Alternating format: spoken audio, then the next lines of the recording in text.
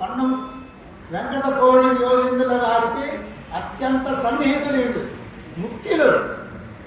అలాగే మేము పిలవగానే ఈ సత్సంగం తరఫున మేమందరం వాళ్ళని ఆహ్వానిస్తే కాదనకుండా వచ్చినందుకు వాళ్ళిద్దరికి నమస్కారం.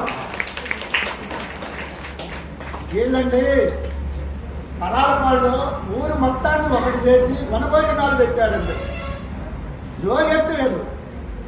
ప్రతి ఒక్క కుల మతాలు లేకుండా వాళ్ళు వనభోజనాలు చేశారండి.